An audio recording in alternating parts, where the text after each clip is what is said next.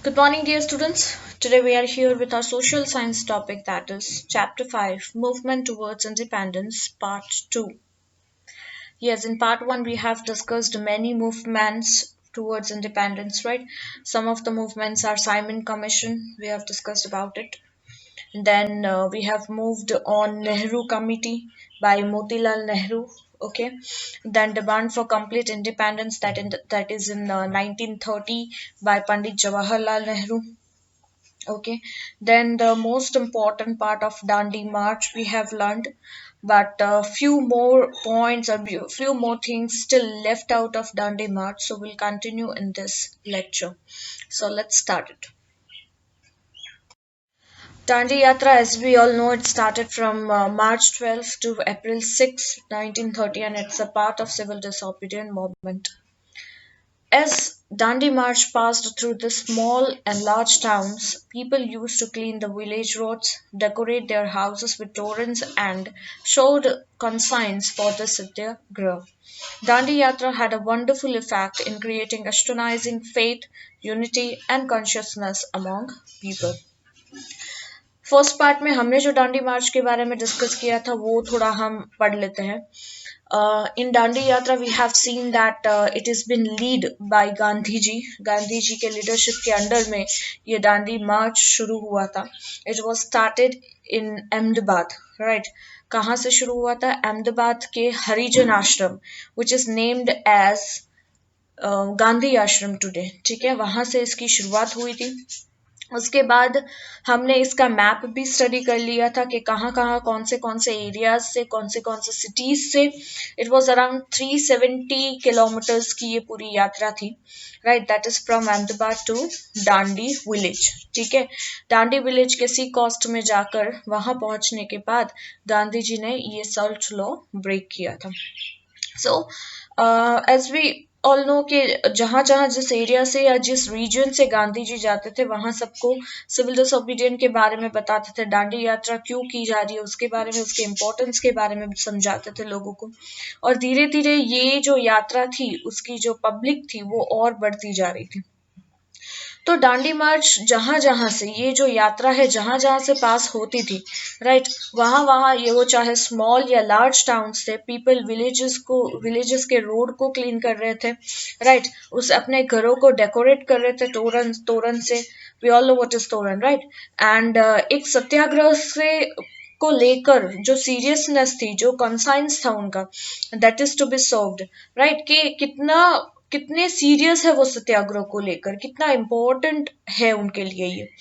दांडी यात्रा ने एक बहुत वंडरफुल इफेक्ट छोड़ा लोगों पर और लोगों के फेथ पर एक एक अलग ही एक एस्टोनाइशिंग यानी अनबिलीवेबल फेथ क्रिएट हुआ लोगों में.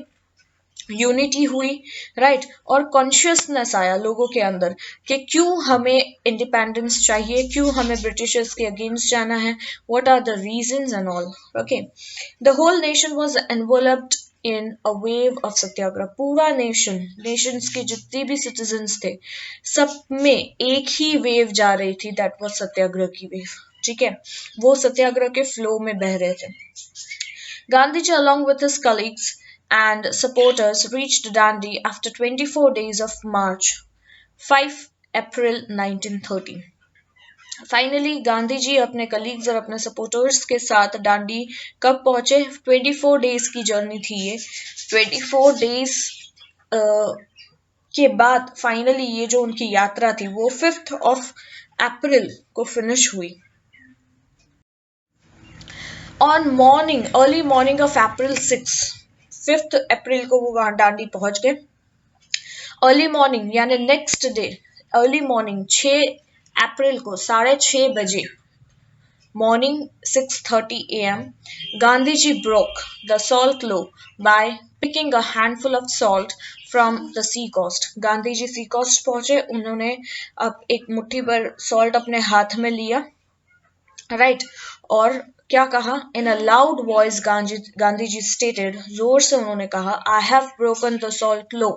And while addressing the people gathered there he uttered, I by this event am applying salt to the foundation of building in the form of British Empire. वहां खड़े रहकर हाथ में नमक लेकर उन्होंने ये कहा कि मैं ये सॉल्ट लो तोड़ता हूँ।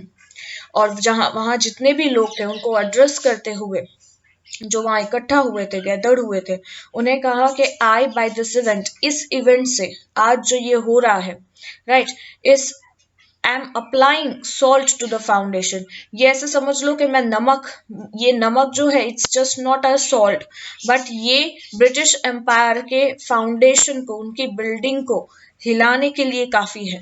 ये जो इवेंट है, this is more powerful than that. Okay, Sri Mahadev Bhai Desai has compared this event as Mahabhinishkramam, the great renunciation. और महादेव भाई देसाई ने इस इवेंट को कंपेयर किया गया महाविनिष्क्रमण के नाम से, कि ये एक ग्रेट रेनाउंसिएशन है। अब महाविनिष्क्रमण क्या है? महाविनिष्क्रमण इसे कहते हैं, जैसे we all know about lord Buddha, right. तो लॉर्ड बुद्धा ने, जब ही वॉज अ सिंपल, एक कॉमन मैन थे, एक्चुअली वो एक प्रिंस थे, वो राजा थे, राइट, राजा के बेटे थे, आई कैन से बेटर। तो उन्होंने जब अपना घर संसार त्याग किया, राइट, और साधु बनने के लिए जो उन्होंने शपथ ली, तो वो जो प्रोसीजर होती है उसे कहते हैं महाविनिष्क्रमण। ठीक है, सो ये क्या कहा जाता है कि ये एक ग्रेट रिनाउंसिएशन है। Fine. Then comes journalists, photographers, writers, historians of India and across the world visited and published report about what they witnessed in their own newspapers and booklets. जैसे इसके बारे में मैंने पहले ही डिस्कस किया था कि वर्ल्ड से, not from only India, but world के जर्नलिस्ट, फोटोग्राफर्स, राइटर्स, हिस्टोरियंस सब यहाँ आए, उन्होंने ये मोमेंट देखा, ये विजिट किया उन लोगों ने, और अपने अपने रिपोर्ट्स में ये पब्लिश किया कि उन्होंने आंखों देखा है, क्या देखा है उन्होंने, क्या हुआ वहां पे, अपने न्यूज़पेपर्स और बुकलेट्स में। सो ये इवेंट एक हिस्टोरिकल इवेंट कह सकते हैं, या वर्ल्ड में काफी फेमस हुआ ऐसा एक इवेंट कह सकते हैं। In this way, the Dandi Yatra, which started from Sabarmati Ashram on 12th मार्च, जिसको हम गांधी आश्रम बोल रहे हैं या हरिजन आश्रम, पहले जो नाम था इट्स वन एंड सेम, जो 12th मार्च को शुरू हुई थी, वॉज नेशनली अक्लेम्ड, राइट, ये नेशनली अक्लेम्ड और achieved its physical completion, but it started applying salt to the foundation of building in the form of British empire. ये statement हमने आगे ही डिस्कस किया है। सो बस यही कहना चाहते थे कि ये जो यात्रा थी, it's just not an event, a simple common event about a salt, but कहीं ना कहीं इसकी जो जीत हमें मिली, राइट, इसका जो फिजिकल कंप्लीशन जो हुआ, कहीं ना कहीं ब्रिटिश एम्पायर को इससे बहुत बड़ा, उनके फाउंडेशन को, उनकी बिल्डिंग को इससे बहुत बड़ा धक्का लगा है, right. Civil disobedience movement generated new national consciousness among people of India. ये जो मूवमेंट का दांडी यात्रा पार्ट था सिविल डिसोबीडियंट मूवमेंट का, राइट, कहीं ना कहीं इस सिविल डिसोबीडियंट मूवमेंट में लोगों के मन में, लोगों के दिमाग में कॉन्शियसनेस जागरूक की है, राइट। क्या जागरूक किया है कि इंडिपेंडेंस क्यों जरूरी है, ये सिविल डिसोबीडियंट मूवमेंट क्या है, इससे क्या असर होगा। लोग काफी अपने देश को लेकर, अपनी आजादी को लेकर जागरूक हो चुके हैं। The British police beat them mercilessly. Lathi charge, arrest, shooting, and oppression on women and children continued, but agitation did not decrease. अब ऐसा हो गया था कि पहले ब्रिटिशर्स से वो बहुत डरते थे। हमने जो 1857 रिवॉल्ट, वो जो पहला रिवॉल्ट हमने देखा, उसके पहले का इंडिया कुछ अलग ही था, या इंडियंस कुछ अलग थे, उनमें कोई हिम्मत नहीं थी, कोई ताकत नहीं थी ब्रिटिशर्स के अगेंस्ट जाने की, वो बहुत डरते थे।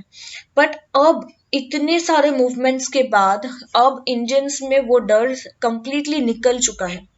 अब चाहे ब्रिटिश पुलिस उन्हें मर्सिलेसली मारे, लाठीचार्ज करे, उन्हें अरेस्ट करे, शूट करे उन पर, या वुमेन्स और चिल्ड्रंस को बेरहमी से जो भी टॉर्चर किया जाता है, अब कुछ भी वो कर ले, बट हमारा जो एजिटेशन है, राइट, हमारा जो मकसद या हमने जो अब ठान लिया है, वो उसमें कहीं पे भी थोड़ा सा भी डिक्रीज नहीं हुआ। During Dandi March, numerous constructive programs like boycott of foreign clothes, prohibition of liquor, removing untouchability, Hindu-Muslim unity, and oath to do social services, etc. were held. Dandi मार्च के वक्त बहुत सारी न्यूमरस, बहुत सारे कंस्ट्रक्टिव प्रोग्राम्स भी हुए, कंस्ट्रक्टिव यानी एक दूसरे को जोड़े रखे ऐसे पॉजिटिव प्रोग्राम्स भी हुए, जैसे बॉयकॉट ऑफ फॉरेन क्लोथ्स, हमने फॉरेन क्लोथ्स को कंप्लीटली बॉयकॉट कर दिया, ठीक है।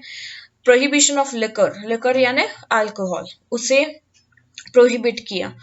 अनटचेबिलिटी रिमूव हो गई, क्योंकि हमने देखा कि इस आश्रम का नाम ही हरिजन आश्रम है, राइट। तो हरिजन उसे कहते हैं जिसे जो यूजुअली अनटचेबिलिटीज में आते थे, जिनको गांधी जी ने बना दी या जगा दी, एक उनका एक अपना वजूद बनाया, जिसकी वजह से अनटचेबिलिटी, छूत अछूत जैसी कोई चीज नहीं रही। हिंदू मुस्लिम की यूनिटी वापस रंग ला रही है, और एक ओथ, सबने एक कसम ली कि सब सोशल सर्विस करेंगे कहीं ना कहीं, okay. Dandi Yatra and breaking of salt law brought not only nationwide consciousness but it brought fame aspects of non-violent struggle and movements worldwide. So Dandi यात्रा या फिर हम बोले कि सॉल्ट लॉ को ब्रेक करना, ये सिर्फ नेशन वाइज कॉन्शियसनेस नहीं आई, सिर्फ हमारी कंट्री के इंडियंस में ही वो जागरूकता नहीं आई, बट सिर्फ इतने तक नहीं था ये सीमित, बट बाहर वर्ल्ड वाइड में भी इसका फेम, ये बहुत ही फेमस हुआ ये इवेंट, राइट। और लोगों को भी समझ में आया कि नॉन वायलेंट से भी हम कुछ, उस नॉन वायलेंट के स्ट्रगल से भी हम कुछ अचीव कर सकते हैं, राइट। तो ये एक एस्पेक्ट सेट हुआ लोगों के दिमाग में कि हमें उसके लिए किसी की वायलेंस करने की जरूरत नहीं है, with the help of non violence we can also win in such manner. Processions, programs, and assemblies were conducted for boycotting foreign goods, prohibition of foreign liquor, and picketing of liquor making, not giving revenue tax, Satyagraha for removal of untouchability. अब बहुत सारे processions, बहुत सारे programs और assemblies conduct होने शुरू हो गए, किस चीज को लेकर, यही सारी चीज कि foreign goods को हम boycott करेंगे, यानी कोई भी foreign goods use नहीं करेगा, ठीक है। प्रोहिबिशन, फॉरेन लिकर यानी फॉरेन की जो भी अल्कोहल या ड्रिंक्स आती है वो हम प्रोहिबिट कर रहे हैं, उसे हम अलाउ ही नहीं करेंगे, कोई इंडियंस उसे यूज नहीं करेगा। लिकर मेकिंग वालों को भी हम अलाउ नहीं करेंगे, जो लिकर बनाता है उन्हें भी हम अलाउ नहीं करेंगे, हम कोई टैक्स, रेवेन्यू टैक्स नहीं देंगे, और सत्याग्रह से हम अनटचेबिलिटी या छूत अछूत जो इंडियंस के दिमाग में भरा हुआ है उसे भी रिमूव करेंगे। To weaken this agitation and struggles, the government started lathi charge, imprisonment, and other atrocities. People reacted by destroying railway station, post office, police station, and other buildings.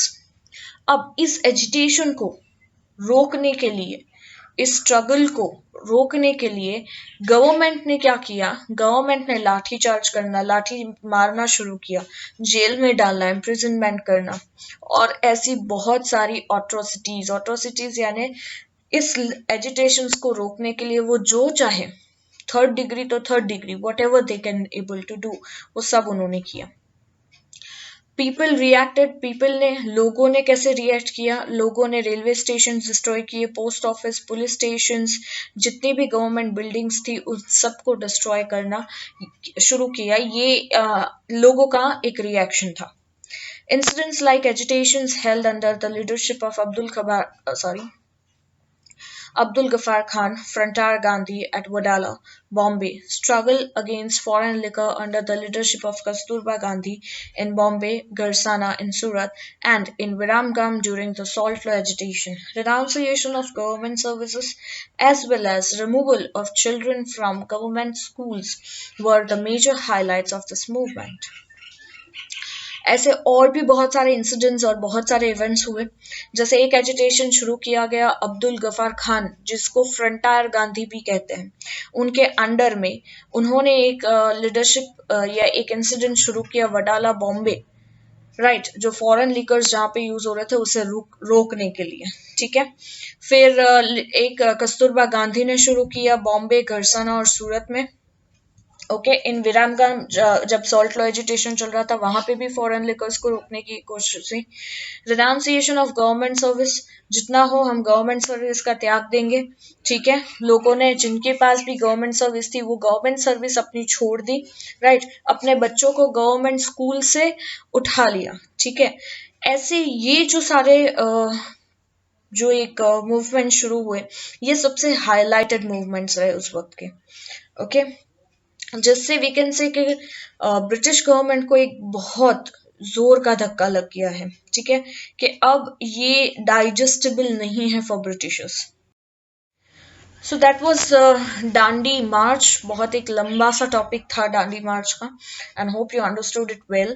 Now the next comes Gandhi Irwin pact, round table conference and moratorium of Satyagraha.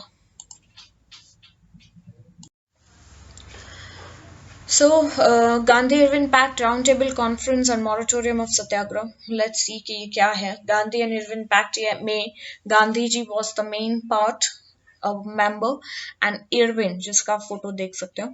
Gandhi ji was called upon the Britishers for the round table conference related to the constitutional structure and reforms.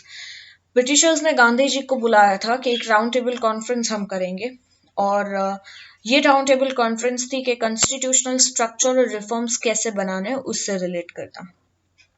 अब ऐसे बहुत सारी I think first round table, second round table, इस तरीके से round table conference हुई थी जिसमें हमारे मैक्सिमम लीडर्स को उस वक्त जेल में डाल दिया गया था और सिर्फ गांधी जी बाहर थे, ठीक है, और गांधी जी को तुरंत ही बुला लिया सो दैट कि गांधी जी अकेले बैठ के ये सब करें। सो गांधी जी फिर ये राउंड टेबल कॉन्फ्रेंस अटेंड करते हैं या नहीं, let's see. First roundtable conference was held, but with the absence of Congress leaders, it was futile. तो पहली राउंड टेबल कॉन्फ्रेंस हुई थी, बट कोई भी कांग्रेस लीडर्स उस वक्त नहीं था, एब्सेंट था, राइट, जिसकी वजह से ये राउंड टेबल कॉन्फ्रेंस नहीं हो पाई। अब to reconcile with Congress, a pact between Gandhiji and Irwin was made, which was known as Gandhi-Irwin Pact. March 1931, in which permission for free collection or manufacture of salt by persons near the sea coast and permission of peaceful picketing were the main points. अब वापस कांग्रेस के साथ reconcile करने के लिए, फिर से बात करने के लिए एक पैक्ट बना गांधी जी और इरविन के बीच में, राइट, जिसको नाम दिया गया गांधी इरविन पैक्ट। ये पैक्ट बना मार्च 1931 में, okay, a law we can say, और जिसमें गांधी जी ने एक परमिशन ली कि ये जो सॉल्ट पर लॉ लगाया था वो तो हटा ही दिया, बट अब सॉल्ट का फ्री कलेक्शन और मैन्युफैक्चर किया जाएगा। सी कॉस्ट में रहने वाले, सी कॉस्ट के आसपास जो भी रहते हैं, राइट, वो ये जो भी काम करता है सॉल्ट बनाने का, वो उन्हें परमिशन मिलनी चाहिए, राइट, और पीसफुल पिकेटिंग हो सॉल्ट की, इसके लिए ये इनका मेन पॉइंट था गांधी इरविन पैक्ट का। In the second roundtable conference, Gandhiji was the only representative from Congress, and Britishers had discriminating points for various religious committees religious committees, to which Gandhiji was deeply disappointed, and therefore the conference was. So अब आगे क्या हुआ, सी के second round table conference हुआ। गांधी जी ही एक ऐसे थे representative, Congress की तरफ से गए थे, बाकी सारे जो लीडर्स थे उन्हें जेल में डाला गया था, और ब्रिटिशर्स ने बहुत ही डिस्क्रिमिनेटिंग पॉइंट्स रखे रिलीजियस कमिटीज को लेकर, जिससे गांधी जी डीपली डिसअपॉइंट हुए इस कॉन्फ्रेंस में। Okay, so that second round table conference was dissolve, ठीक है। उसके बाद आता है क्विट इंडिया मूवमेंट। चलो, क्विट इंडिया मूवमेंट स्टार्ट हुआ था 1942 में, और यहाँ पे गांधी जी ने कहा था डू और डाई, राइट, इंडियंस को ये कहा था कि अब करो या मरो। ओके, सो ये उनका स्लोगन था, वी कैन से उस वक्त का। सो क्विट इंडिया मूवमेंट यानी भारत छोड़ो अभियान, ओके, यानी इंडिया को छोड़ के ब्रिटिशर्स को जाने के लिए कहा जा रहा है। So keeping in mind the World War situation, the Congress Working Committee decided to end an individual satyagrah. अब वर्ल्ड वॉर सिचुएशन उस वक्त चल रही थी 1942 के around, right, so second world war was going on. तो ये सिचुएशंस में कांग्रेस वर्किंग कमेटी ने ये डिसाइड किया कि अब ये जो हम अलग अलग सत्याग्रह कर रहे हैं, थोड़े यहाँ पे कुछ कर रहा है, थोड़ा कहीं और किसी एरिया में या किसी सिटी में कुछ हो रहा है, ये हमें एंड करना होगा। अब हमें मिलके पूरे इंडियंस को सबको साथ में मिलके एक कॉमन सत्याग्रह करना होगा. British government attempted to deceive people of India by Cripps mission. So Quit India movement को रोकने के लिए ब्रिटिश गवर्नमेंट ने क्रिप्स मिशन को लाया, राइट, जिससे वो लोगों को रोक सके. So Indians were angry and dejected. तो इस क्रिप्स मिशन से इंडियंस काफी हद तक नाराज रहे, right. Therefore people of India no longer had faith in the British rule. So Indians में अब बिल्कुल भी जरा सा भी कोई फेथ नहीं रह गया था, राइट, कि अब वो ब्रिटिशर्स को जरा सा भी भरोसा करे, जो शायद अब तक कहीं ना कहीं ऐसा था कि नहीं वो कर रहे हैं. बट राइट, जैसे ही ये क्रिप्स मिशन आया वैसे ही उनका जो एक ट्रस्ट था वो पूरी तरीके से चला गया. क्रिप्स मिशन भी मैं बता दूं कि 1942 में ही आया था. अब ये क्रिप्स मिशन है क्या? क्रिप्स मिशन एक फेल्ड अटेम्प्ट था. पहले तो मैं ये बता दूं कि ये एक फेल्ड अटेम्प्ट था ब्रिटिश गवर्नमेंट का, राइट, जो क्या चाहते थे कि वो इंडियन का पूरा कॉपरेशन चाहते थे सेकेंड वर्ल्ड वॉर में, राइट. उन्होंने कुछ शर्तें रखी थी इंडियंस के सामने कि सेकेंड वर्ल्ड वॉर में अगर वो हमारा सपोर्ट करते हैं इंडियंस, ठीक है, ब्रिटिशर्स का अगर सपोर्ट करते हैं तो फिर वो क्या करेंगे कि वो आगे और भी जितने भी टर्म्स और कंडीशंस है उसे शायद वो फुलफिल करे. और वो क्या थी? पहले तो क्रिप्स मिशन स्टार्ट किया था बाय सर स्टेफोर्ड क्रिप्स ने, ठीक है, ये उनका नाम है. It was headed by sir Stafford Cripps. Cripps belong to the left wing labour party. Cripps जो ये जो सर स्टेफोर्ड क्रिप्स है वो लेफ्ट विंग लेबर पार्टी के से बिलोंग करते थे. फाइन. अब क्रिप्स एक ऐसा एग्रीमेंट था कांग्रेस लीडर के साथ जिसने करने की कोशिश की. Most of whose leaders represented the majority Hindu people and Muhammad Ali Jinnah and Muslim League, who represented the minority Muslim population. Cripps works to keep India loyal to the British war effort in exchange for a promise of elections and full government. Right, तो Cripps का यही था कि कैसे भी Indians इस second world war में Britishers के को मदद करें, राइट, ब्रिटिशर्स को अपनी आर्मीज दे, अपने सोल्जर्स दे और उसे पूरा सपोर्ट दे, राइट. और बदले में ब्रिटिशर्स ने ये कहा था, वो प्रॉमिस करते हैं कि वो इलेक्शंस करवाएंगे और फुल सेल्फ गवर्नमेंट यानी डोमिनियस स्टेटस, जो पहले हमारा कभी डिमांड था डोमिनियस स्टेटस का, वो भी फुलफिल करेंगे. जिससे हम नाराज थे. हमें क्या चाहिए था? हमें कंप्लीट इंडिपेंडेंस चाहिए था. तो जिससे लोग काफी नाराज रहे और इसके लिए क्रिप्स मिशन फेल हुआ, ठीक है. अब they assumed that the British do not wish to quit India. अब ये बात हमें समझ में आ गई कि ब्रिटिश अभी भी इंडिया छोड़ के जाने वालों में से नहीं है. Gandhi ji advised the people to come out of despair and be prepared to give a new and last fight. और गांधी जी कॉन्फिडेंट थे कि ये हमारी आखिरी फाइट होगी. तो लोगों को कहा कि अब इसके लिए, इस फाइट के लिए लोगों को तैयार रहना पड़ेगा. This is the new and last fight. हो सकती है कि शायद ये हमारी आखिरी फाइट हो ब्रिटिशर्स के against, but it was not. Okay. On August 9, 1942, resolution of Quit India movement was passed. अगस्त 9, 1942 को ये रेजोल्यूशन पास हुआ, ये लॉ पास हुआ कि मतलब इंडियंस ने, कांग्रेस लीडर्स ने ये पास किया रेजोल्यूशन कि हम क्विट इंडिया मूवमेंट शुरू करेंगे, राइट.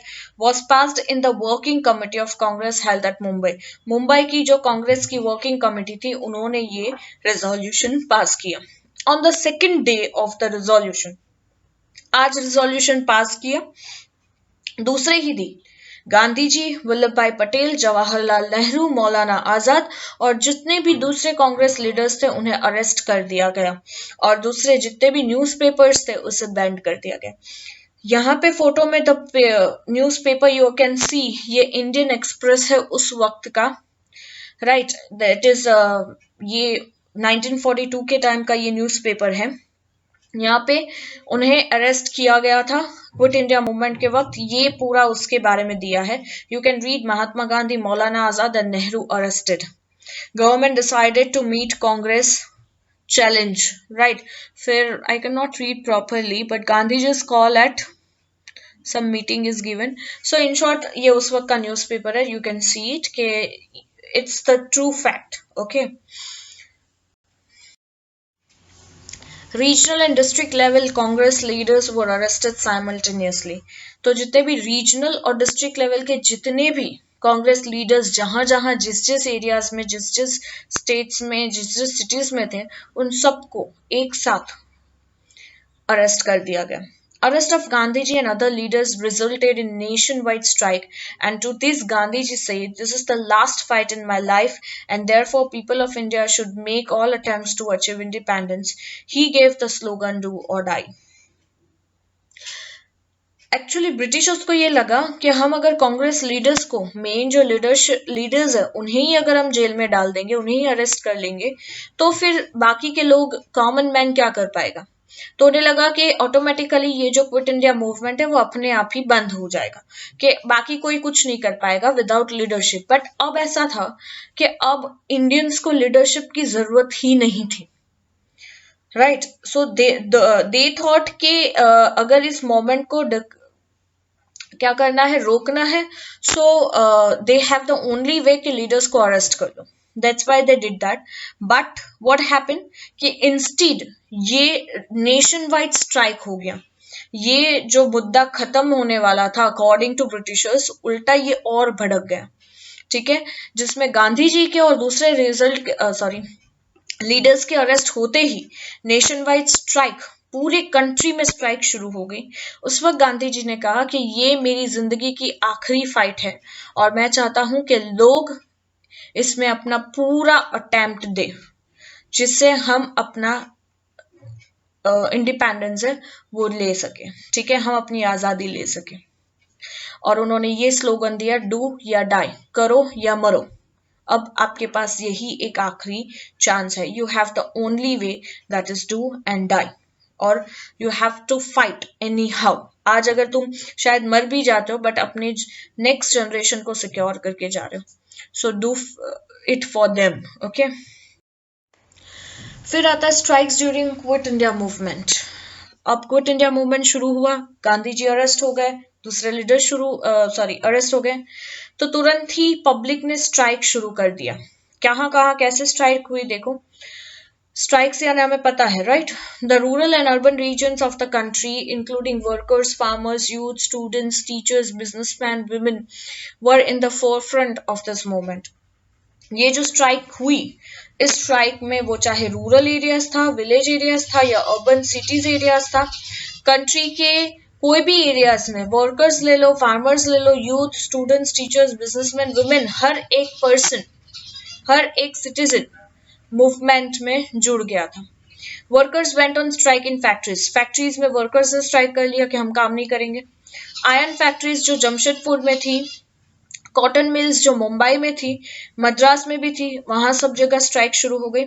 1 लाख मिल वर्कर्स, कितने, 1 लाख मिल वर्कर्स जो थे, 75 कॉटन मिल इंडस्ट्री के जो अहमदाबाद में थी, went on peaceful strike for 105 days. 105 दिन तक उन्होंने 1 लाख मिल वर्कर्स ने 75 कॉटन मिल इंडस्ट्रीज में जो काम करते थे, उन्होंने इतने दिन के लिए पीसफुल, शांति से, कोई वायलेंस नहीं, स्ट्राइक पे चले गए. You just imagine, mill workers हैं जो बहुत ही हार्डवर्क करके कमाते हैं, राइट. और उनके लिए 105 डेज के लिए स्ट्राइक पे जाना भूखे मरने जैसा है. But even though they continued for their independence. Okay. Colleges and schools, यहाँ तक कि कॉलेज और स्कूल्स में भी स्ट्राइक ऑब्जर्व हुई. नियरली 3.5 months, 3.5 महीने अहमदाबाद की मार्केट बंद रही. कैन यू इमेजिन 3.5 months लोगों की क्या हालत हुई होगी, फाइनेंशियली खराब हालत हुई होगी. इंडिपेंडेंस के लिए क्या कुछ नहीं किया है लोगों ने. Okay. So this was up till के क्विट इंडिया मूवमेंट का हमने स्ट्राइक्स देखा. आगे और भी बहुत कुछ है related to quit India movement, and that will we continue in the next lecture. Hope you understood this lecture very well. ये जितने भी movements आज हमने पढ़े, these are the nationwide movements, or we can say the world events, हम कह सकते हैं world fame in events को मिला था, right? So hope you understood it well, and we'll continue in the next lecture. Up till bye bye, take care all of you.